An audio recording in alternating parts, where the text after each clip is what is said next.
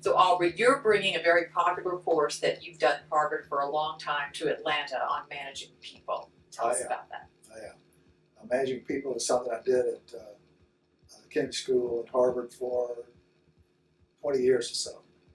And it's very popular, and it's a course for senior managers about human behavior. And what's different about that is it's about science for human behavior.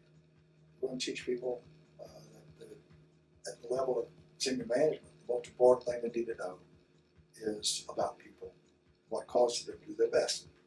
And it's going to be a very practical course. I get people all the time who tell me it's life-changing in terms of the way they looked at how they manage the people part of that process. Because one would think senior managers get that by now, but there's always evidence that people are going about things in the wrong way and not getting the performances out of their people they'd like to see. That's true. I think we do what we know, and many times we focus on systems and processes that basically have been around for many, many years, and we tend to copy them in one form or another, and many times what we copy is wrong.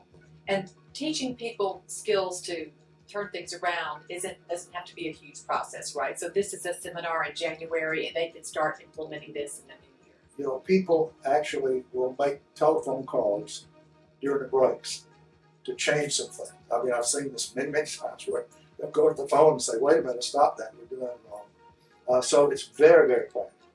I mean, there's nobody leaves this class that doesn't know some things that they need to go back and change to make things work better. So after teaching this course for over 2 decades, what do you get out of it, seeing the difference in these managers? Well, you know, I mean, I love to see people with the aha moments, you know, and the questions they ask, I mean, it's like their excitement is transferred to me. And I love doing it. As many times I've done it, people say, doesn't it get old? No, it never gets old, because every time you see somebody respond to this and say, wait, I know how to do this better now. I mean, that's a big deal for me. How do you usually kick it off to let people know that attend this conference that this is something that maybe you haven't heard before? Well, you know, one of the things I typically do is I give them a common sense test and say, this is not common sense. And I demonstrate to them in the test I give that common sense is not very common. And that we're talking about things that make sense, things that are rational, but they're not common sense because everybody certainly doesn't know.